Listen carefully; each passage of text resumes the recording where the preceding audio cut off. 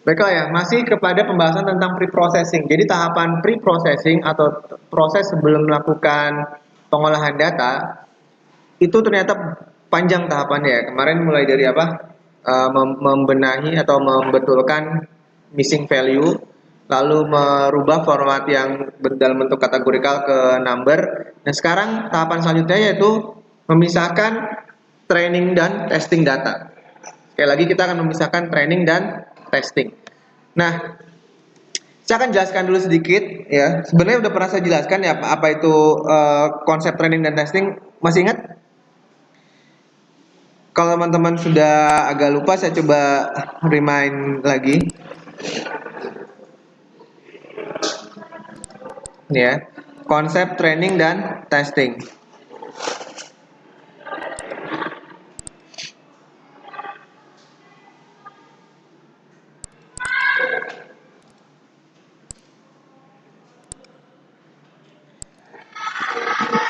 Nah, anggaplah ini dataset yang kita miliki. Jadi ini adalah dataset. Kita punya berapa dataset di situ? Ada 10 ya. Coba kita hitung. Ada 10 dataset di sini. 10 data. 10 pasangan data gitu ya. Nah, dataset yang kita miliki ini harus kita split mana data yang akan kita jadikan pada proses training, mana data yang akan dijadikan pada proses testing. Jadi ada disebut sebagai training, ada juga yang disebut sebagai testing.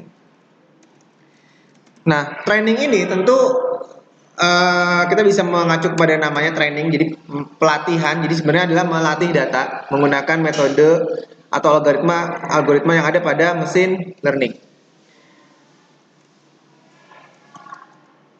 Bentar ya. Nah, kita ingin agar algoritma yang kita siapkan atau engine yang kita siapkan bisa memahami pola data ini ya, bisa memahami pola data. Sehingga suatu saat nanti dia bisa melakukan sebuah prediksi jika ada orang lain dari negara yang dari negara salah satu negara ini dan umurnya juga berbeda, lalu sellernya berbeda, dia bisa melakukan proses prediksi apakah akan terjadi transaksi atau tidak. Gitu ya. Nah, sehingga harus dilakukan yang disebut sebagai proses training, pelatihan untuk memahami pola data. Jadi, training ini bisa kita anggap sebagai pelatihan atau melatih data menggunakan algoritma agar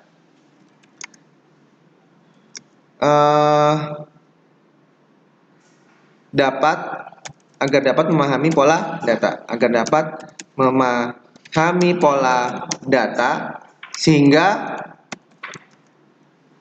ketika pola data sudah diketahui, maka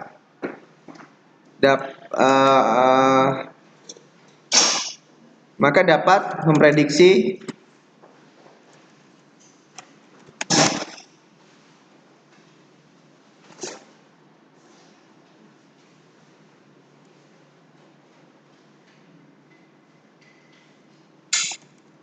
gitu ya, melatih data menggunakan algoritma agar dapat memahami pola data. Sehingga ketika pola data sudah diketahui atau sudah dipahami, maka algoritma punya kemampuan untuk memprediksi.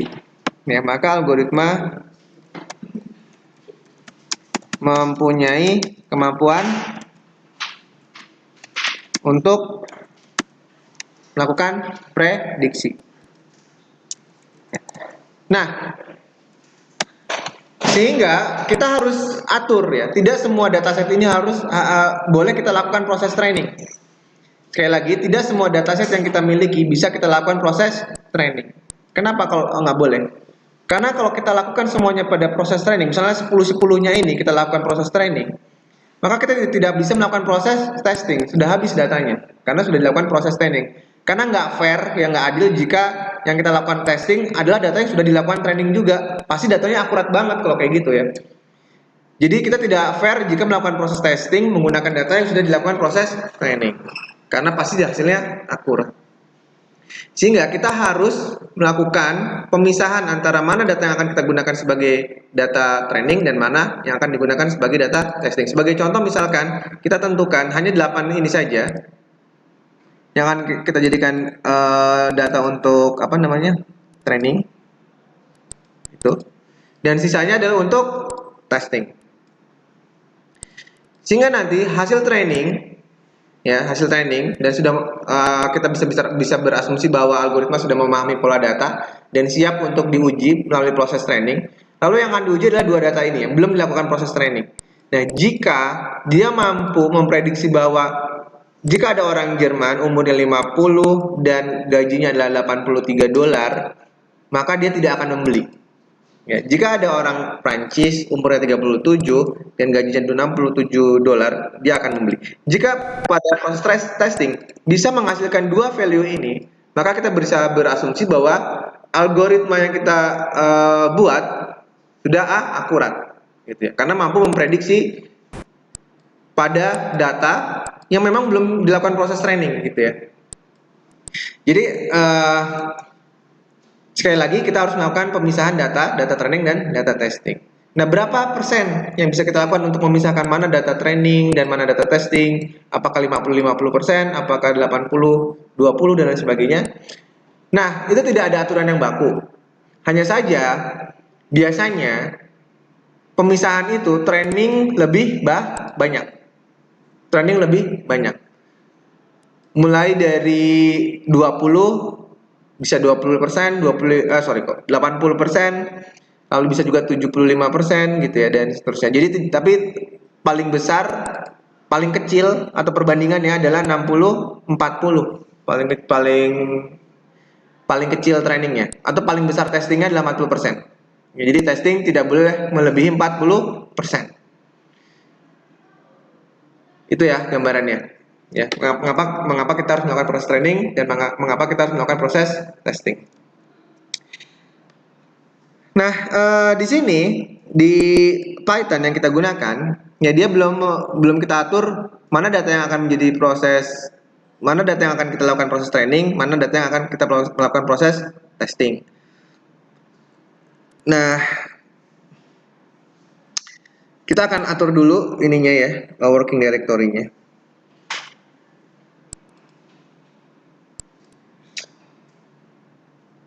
Nah, ini kita baca lagi sekali lagi. Proses training adalah menyiapkan sebagian data dari dataset. Jadi proses menyiapkan sebagian data dari dataset yang kita miliki untuk dijadikan sebagai data training. Data training ini akan digunakan oleh algoritma machine learning untuk mempelajari pola-pola data dan korelasi di antara masing-masing data. Jadi yang dia pelajari adalah pola-pola data dan korelasi masing-masing antara data satu dengan data yang lainnya. Nah, sedangkan proses training adalah proses pengujian apakah hasil pembelajaran pola data dan proses pembelajaran korelasi data yang sudah dilakukan sebelumnya, maksudnya pada proses training ya sebelumnya itu ya, dapat memiliki performa yang sama ketika dihadapkan dengan data yang berbeda. Ya, jadi sekali lagi memang harus bersumber dari data yang berbeda, tetapi data yang sudah teruji. Sudah teruji itu maksudnya gini, datanya berbeda antara ini dan ini, ya, tetapi walaupun datanya berbeda pada proses testing ini kita sudah tahu hasilnya ya kan. Jangan sampai pada proses testing kita menggunakan data yang belum tahu hasilnya. Hasil itu ini adalah variabel apa? Dependent. Jadi adalah hasil sebuah data yang sudah ada nilai pada variabel dependentnya. Karena kita ingin membandingkan nilai yang sesungguhnya dengan nilai yang diperoleh oleh proses machine learning ya. Karena kalau belum ada datanya, gimana cara membandingkannya gitu kan ya. Nah, kita lanjut. Sekarang, bagaimana sih cara memisahkan data, men-split data istilahnya ya, menggunakan Python. Nah, ini harus kita import lagi library-nya. Ya, kita import lagi, silakan diimport.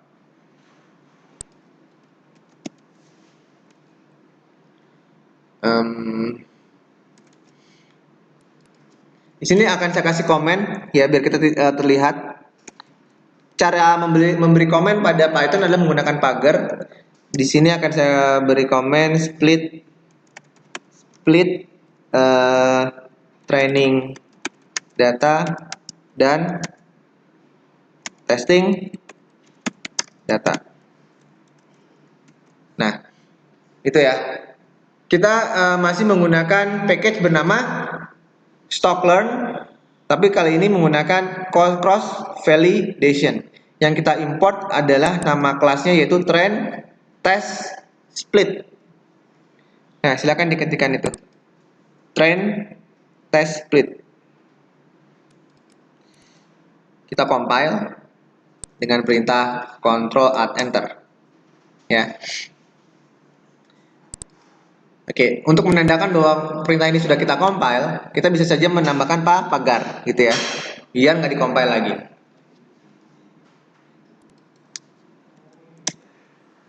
Ya, sekali lagi, karena perintah ini sudah kita compile, untuk menandakan bahwa ini sudah di-compile loh, biar nggak kita compile lagi, kita bisa menambahkan comment untuk kita agar kita paham bahwa ini sudah di-compile dan lain sebagainya seterusnya. Atau kalau teman-teman memang yakin bisa mengingatnya, nggak usah di komen juga nggak apa-apa ya. Ingat-ingat saja itu yang mana yang udah, mana yang belum. Selanjutnya, menciptakan variabel xtrain, xtest, ytrain, dan ytest. Ya. Nanti akan saya jelaskan ini, silakan diketikkan dulu.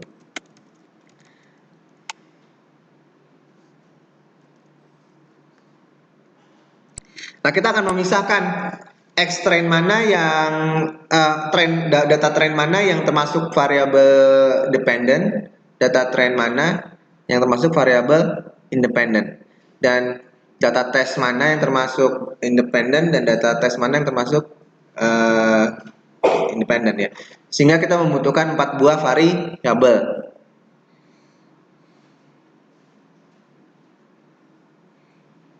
X itu berarti variabel apa? Independent. Y itu ada variabel dependent. Karena setiap pasangan data, setiap data set itu pasti berpasangan antara dependent dan independent. Khusus untuk di mana? Di Python ya. Nah, metode yang digunakan bukan metode ya, kelas yang metode yang digunakan adalah ini, train test split. Nah, dia membutuhkan berapa parameter itu? 1, 2, 3, 4. Kita membutuhkan 4 buah parameter pada train test split. Nah, keterangannya ada di sini ya. X adalah, teman-teman harus lihat ya, X yang digunakan adalah sesuai dengan X yang pernah kita tampilkan di sini. Ya. Kalau di sana menggunakan X kecil, maka di sini juga harus menggunakan X kecil. Kalau kemarin mendeklarasikan dengan Y kecil, maka di sini pun harus dengan Y kecil. Jadi ini adalah variabel X dan Y yang sudah pernah kita definisikan pada proses-proses sebelumnya. Ya. Jadi parameter pertama dan kedua adalah variabel X, yaitu data-data matriks independent, dan dia adalah matriks dependent yang sudah pernah kita atur pada proses sebelumnya. Sehingga ini tentu harus sama persis. Kalau kemarin menggunakan istilah A, B, maka di sini pun diubah menjadi AB. Kalau kemarin menggunakan X kecil, Y kecil, ini pun harus X kecil, Y kecil. Sedangkan variabel yang baru yang kita buatkan adalah yang ini. Ini variabel baru. Sehingga namanya bebas. Tapi saran saya sih teman-teman ikutin aja biar seragam gitu ya. Biar nanti nggak bingung. Nah, sedangkan untuk yang ini adalah variabel yang sudah pernah kita buatkan sebelumnya. Nah, lalu parameter yang ketiga adalah test size. Tes datanya itu ukurannya berapa persen?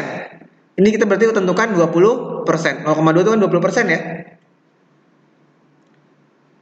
2/10 itu kan sama dengan 20%. Ini artinya apa? Kalau kita punya 10 data set, maka 20% ada berapa? 2 akan kita lakukan proses testing, sedangkan 8 akan kita jadikan proses training. Seperti itu ya. Random state-nya 0. Random state ini kita buat 0 itu sebenarnya hanya agar kita menghasilkan sesuatu yang sama ya.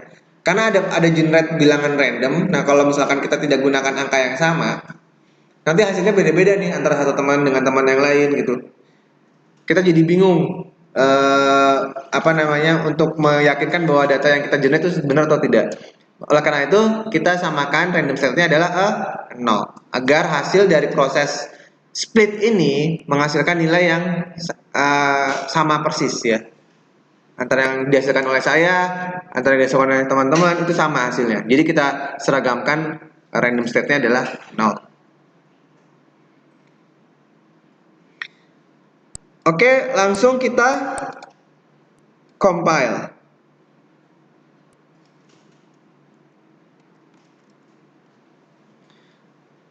Nah ini, maka kita bisa melihat sekarang kita punya variabel baru bernama xtrain dan xtest, lalu ytest dan ytrain. Ya kita bisa lihat xtrainnya seperti apa. Nah ini, ya. Dia udah nggak masuk ya. Jadi xtrainnya hanya 8. Lihat tuh, 1, 2, 3, 4, 5, 6, 7, 8. Bukan 10 lagi. Lalu ytrain ini pasangannya ya.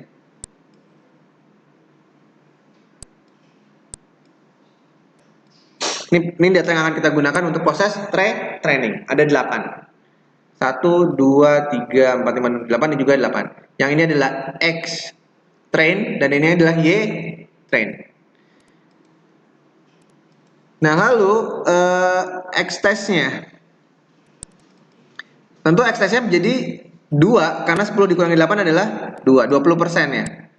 20% dari 10 adalah 2. Y test. Nah, ini.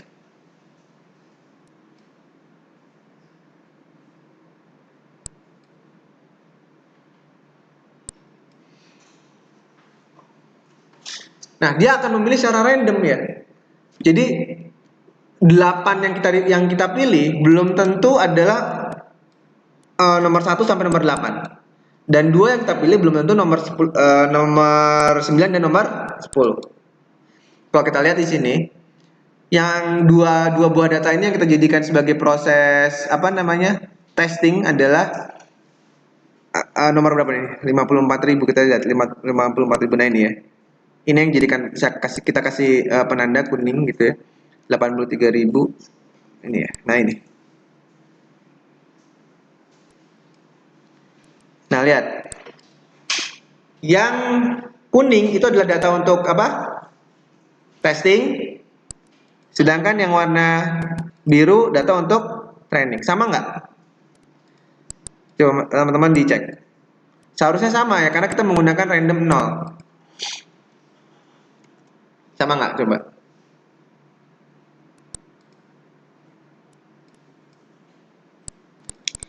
Kita lanjut. Nah, di situ ada keterangannya ya bahwa text size adalah menandakan berapa persen data yang akan kita gunakan untuk testing. Berarti sisanya adalah untuk training. Random set adalah untuk menyamakan hasil saja gitu. Jadi tidak terlalu penting ya. Nah, lalu kita lanjut untuk bagaimana caranya men-split data. Ya, tadi kan split data pada Python ya. Sekarang bagaimana cara melakukan split data pada RStudio. Aduh mana? Nih.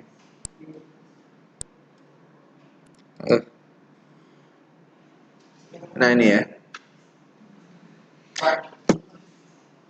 Nah untuk RStudio butuh mengimport library sehingga butuh koneksi internet. Jadi koneksi untuk mengimportnya secara eksternal ini kebetulan. Jadi teman-teman pastikan dulu koneksi internet untuk mendownload library bernama CA Tools.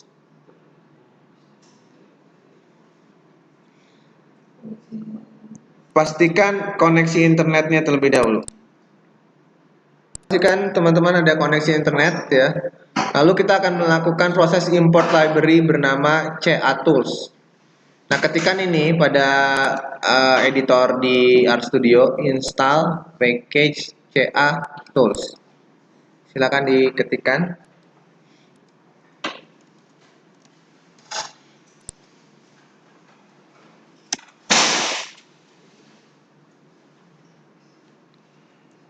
Seperti itu. Ya. Lalu kita tekan Alt Enter. Nah, ini akan butuh waktu beberapa saat. Nah, itu ya. Sampai proses instalasinya selesai.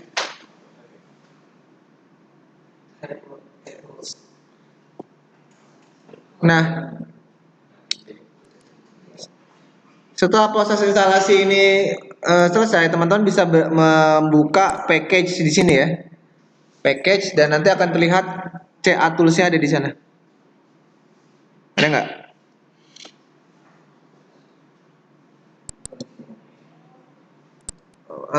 Sekali lagi, library yang sudah kita install itu belum kita gunakan ya.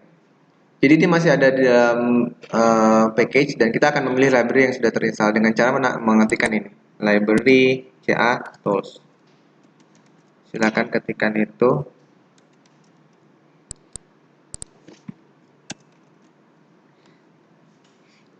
Library CA Tools.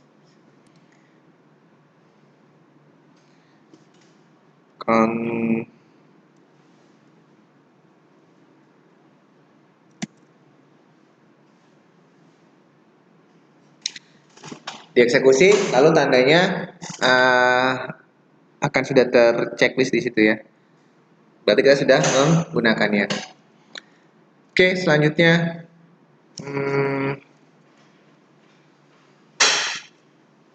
memanggil metode sample split. Nah, kita ketikkan ini dulu, set seed. Ini seperti tadi, set random tadi sama saja, random aspect. Ini kita samakan nilainya 1, 2, 3 agar kita memiliki nilai yang sama. Set seed 1, 2, 3. Ini penjelasannya sama seperti dengan random aspect tadi. Random aspect itu untuk di mana? Python, sedangkan set seed ini untuk di RStudio.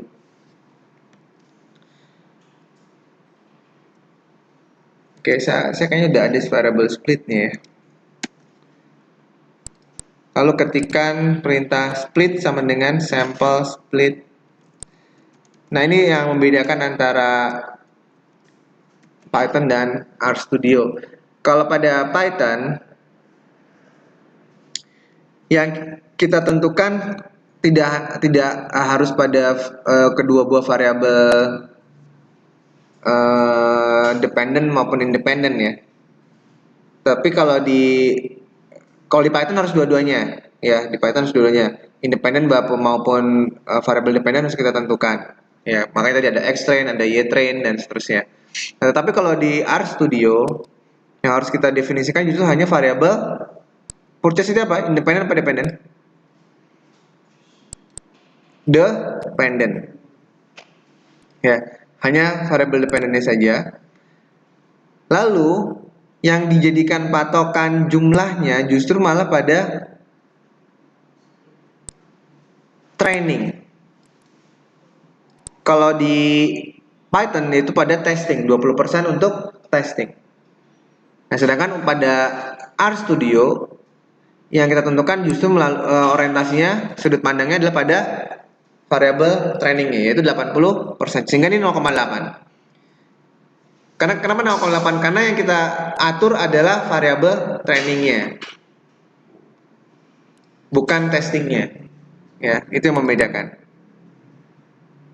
Silakan di-compile.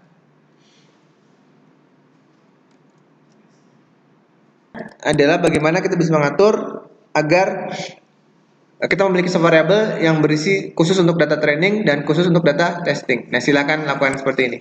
Jadi training set adalah variabel untuk menyimpan data training, sedangkan training set adalah variabel untuk menyimpan data testing.